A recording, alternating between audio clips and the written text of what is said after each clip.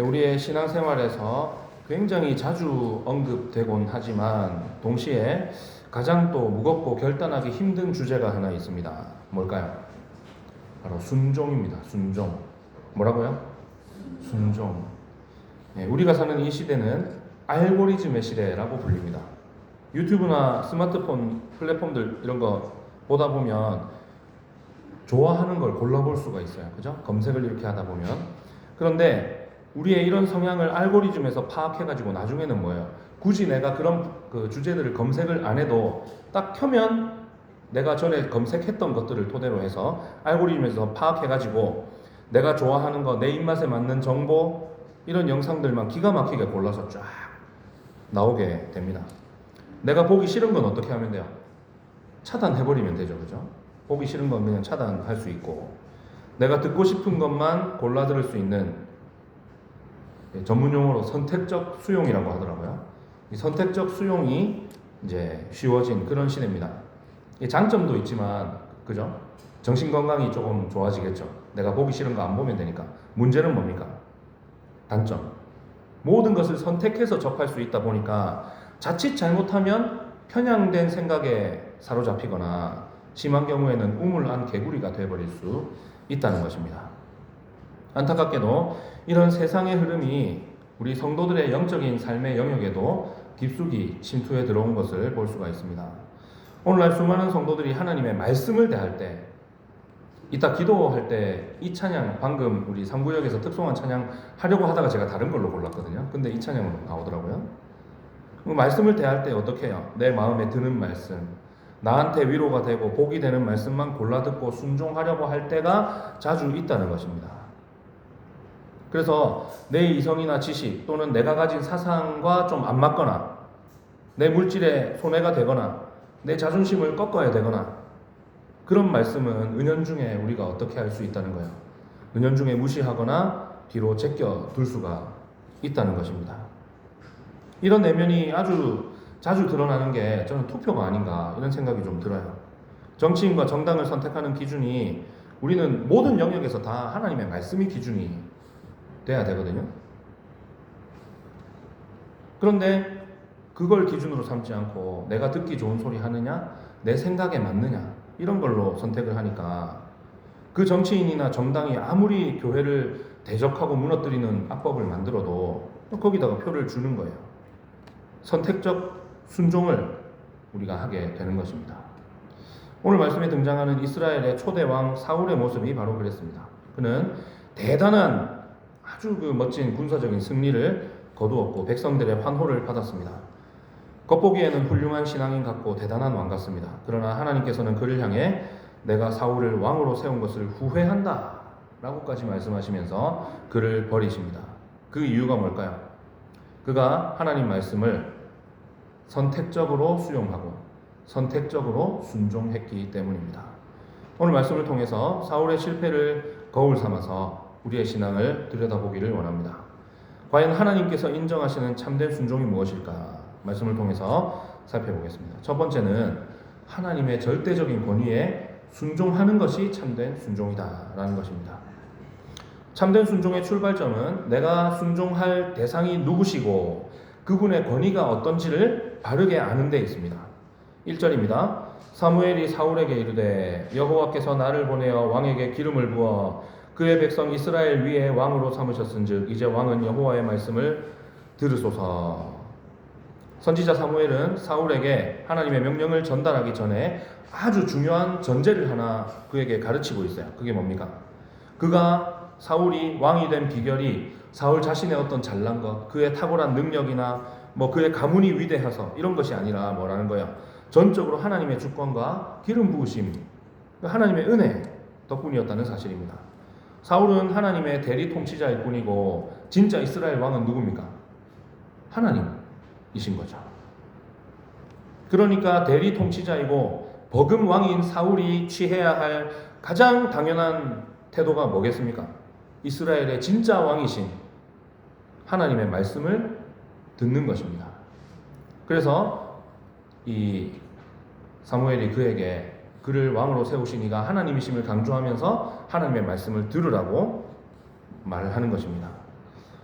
이어서 하나님께서 내리신 명령은 인간적으로 이해하기 힘든 가혹한 명령입니다. 2절 3절 같이 한번 읽어볼까요? 시작. 만군의 여호와께서 이같이 말씀하시기를 아말렉이 이스라엘에게 행한 일 곧 애굽에서 나올 때에 길에서 대적한 일로 내가 그들을 벌하노니 지금 가서 아말렉을 쳐서 그들의 모든 소유를 남기지 말고 진멸하되 남녀와 소아와 젖먹는 아이와 우양과 낙타와 나귀를 죽이라 하셨나이다 하니. 그 앞에까지 우리 앞에 14장까지 계속해서 드러나는 게 뭐예요? 사울의 배은망덕, 사울의 잘못, 그로 인해서 하나님께서 그를 버리셨다고 선언하시는 장면이 계속 나오잖아요. 그런데 지금 오늘 말씀 보니까 사무엘을 통해서 또 사울에게 말씀하세요. 명령하시고. 이게 뜻하는 게 뭐겠습니까? 하나님이 그를 포기하셨다 안 하셨다? 아직 안 하셨다. 응, 아직 안 하셨다. 지금이라도 그가 하나님 앞에 순종하면 어떻게 되는 거야? 그를 왕으로 선택하신 거, 그 왕의 자리가, 그의 왕위가 계속되지 못하리라 하셨던 거 하나님 얼마든지 뭐 하실 수 있는 거야? 철회하시고 바꾸실 수 있는 거예요. 지금 사울에게 또 기회 주고 계신 겁니다. 그런데 그 명령의 내용이 뭐냐? 이거 학살 명령이죠. 어떻게 보면, 그죠? 모든 그 아말렉의 소유와 남녀 노소를 불문하고 가축까지 전부 다 뭐 해버려라? 진멸해라. 진멸. 이걸 이제 헤렘이라고 부르거든요. 히브리어로. 진멸하라는 명령에 헤렘이라는 단어가 들어가요. 그냥 단순히 잔혹한 학살극 벌이란 뜻이 아닙니다. 이것은 출애굽 당시에 이스라엘 백성이 광야를 걸어갈 때 아말렉이 어떤 짓을 했냐면, 당연히 그 행렬에 가장 연약한 자들이 행렬에 어디에 있겠습니까? 뒤쪽에 있겠죠. 그죠? 그들을 뒤에서 치면서 하나님께서 이스라엘을 구원하시는 그 구속 역사를 정면으로 대적했던 게 아말렉이었어요. 그들을 향한 공의로우신 하나님의 우주적 심판을 내리시는데 그걸 누구 손을 통해 내리시는 거예요? 이스라엘의 손을 통해서 내리시는 겁니다. 그래서 우리는 이것을 그냥 하나님이 와 무서운 분이네, 어린애까지 다 죽이라고 하시네, 이렇게 단순하게 평가하면 안 되는 거예요. 하나님은 창조주시고 역사의 주관자십니다. 하나님의 명령은 피조물인 인간의 짧은 이성과 도덕적인 잣대로 평가할 수 있는 대상이 아니에요. 어떤 사람은 그렇게 항변합니다. 야, 하나님이 정의로운 분이고 실제로 존재한다면 왜 세상이 이 모양 이 꼴로 돌아가도록 계속 내버려 두냐? 신이 없다는 증거 아니냐? 이렇게 얘기하지만 우리가 그걸 평가할 수 있는 게 아니라고요. 그죠?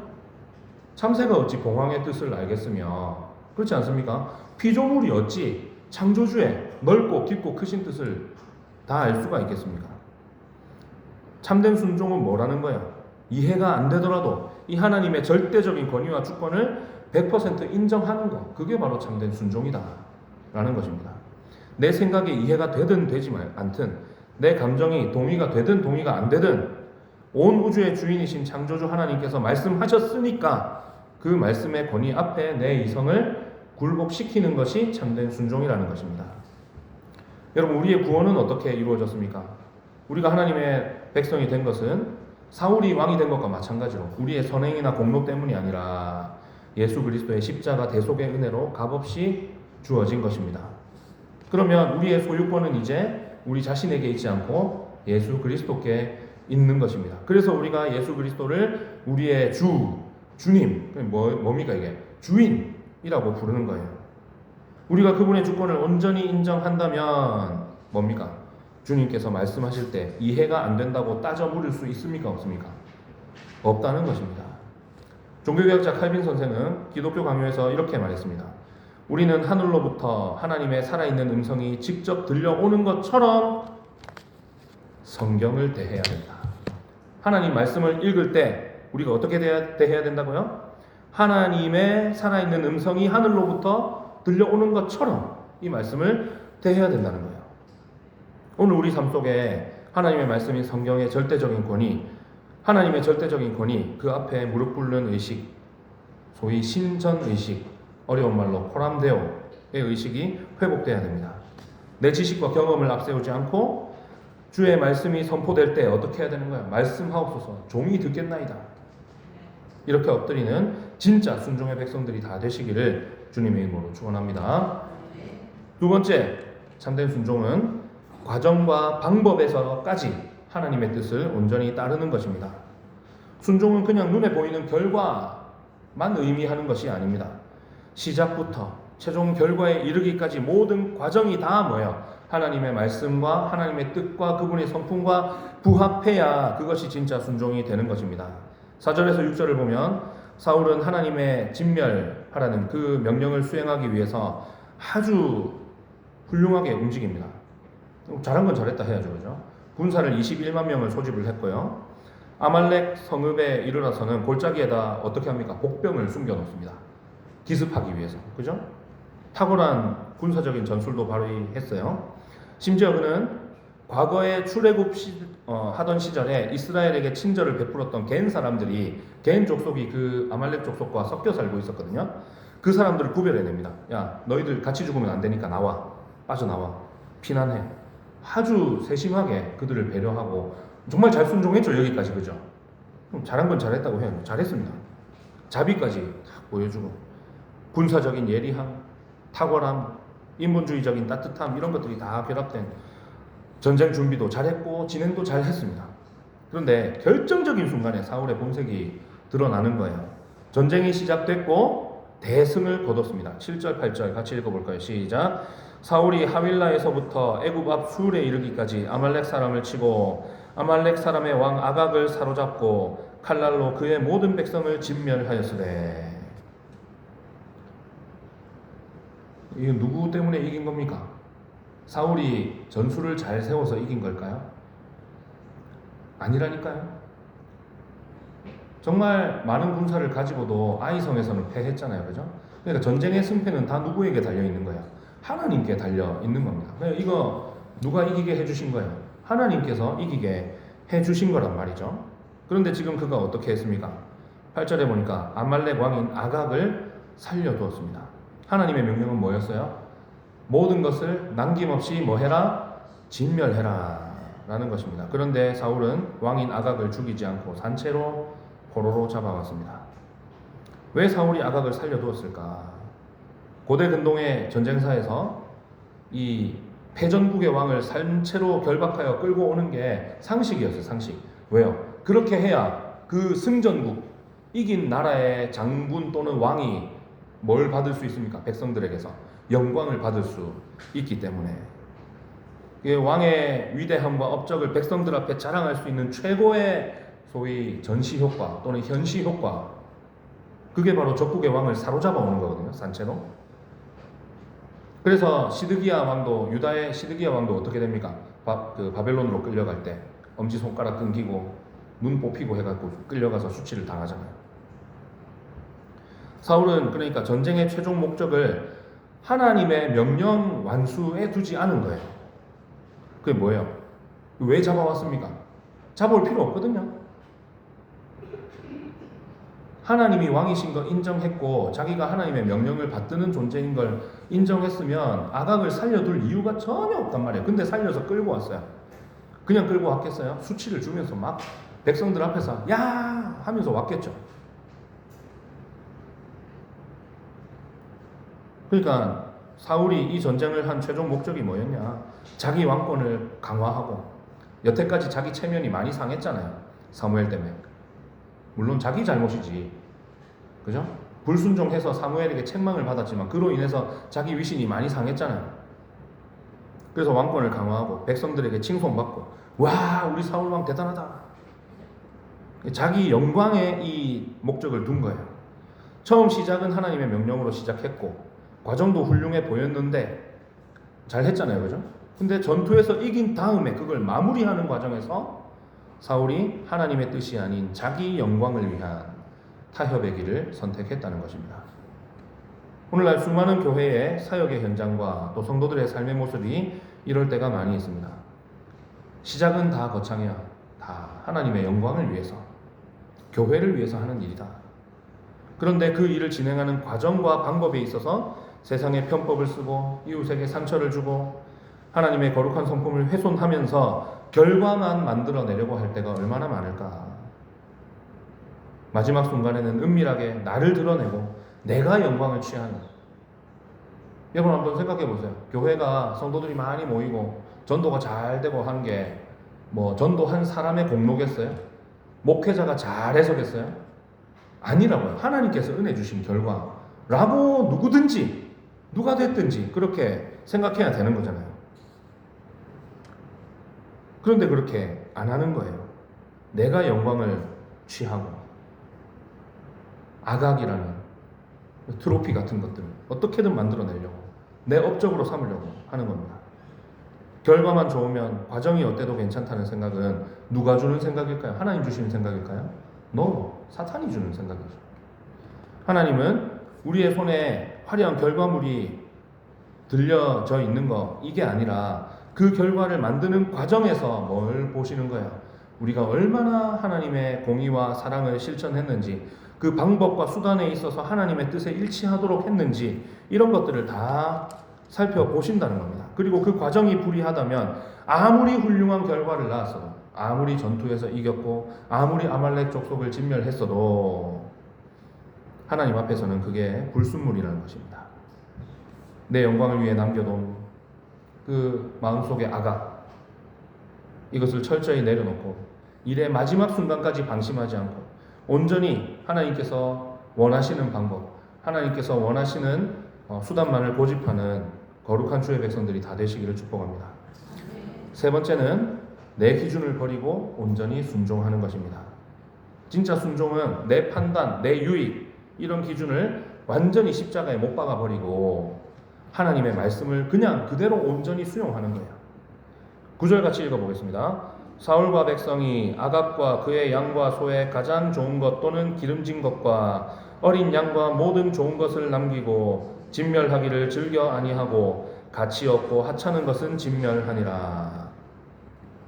9절 말씀은 사울뿐만 아니에요. 왕이 이러니까 백성들도, 이스라엘 백성들의 그 마음 깊은 곳에 숨겨져 있던 욕망을 적나라하게 지금 폭로하고 있는 것입니다. 오늘 말씀은 그들이 진멸하기를 즐겨 아니했다라고 고발하고 있습니다. 그들은 하나님이 진멸하라고 하신 그 명령을 수행하는 일 자체에는 전혀 기쁨이 없었습니다. 뭘 기쁘게 죽였을까요? 가치 없고 하찮은 것, 자기들한테 별 이익 안 되는 쓸모없는 것들, 그것들만 순종하는 척 싹 다 진멸해 버린 것입니다. 그러나 가장 좋은 것, 기름진 것, 어린 양과 모든 좋은 것, 이런 것들을 봤을 때 그들의 마음속에서 뭐가 고개를 드는 거예요? 탐욕이 고개를 쳐드는 것입니다.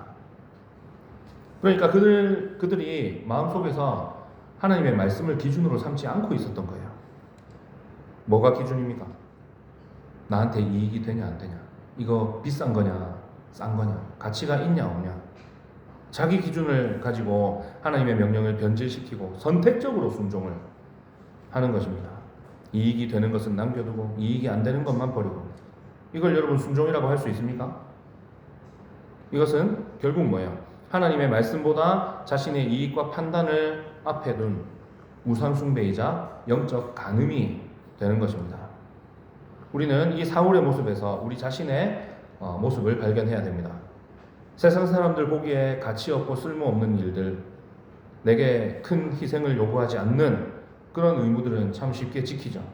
주일에 와서 앉아있는 예배, 우리가 사모하는 마음 없이도 얼마든지 와서 앉아있을 수 있습니다. 내 삶에 큰 타격 없는 수준의 봉사 기쁘게 감당하죠. 물론 그마저도 안 하는 사람이 대부분인 시대에 그거라도 하면 다행이긴 한데, 그런데 우리가 정작 어떤 곳에서 선택적 순종을 하고 있다는 거예요. 내 실제적인 삶의 유익과 직결된 물질의 영역, 내 자존심이 걸려있는 용서하려면 내 자존심 버려야 되잖아요. 그죠? 내 세속적인 성공과 직결된 정직하면 성공하기 힘든 세상,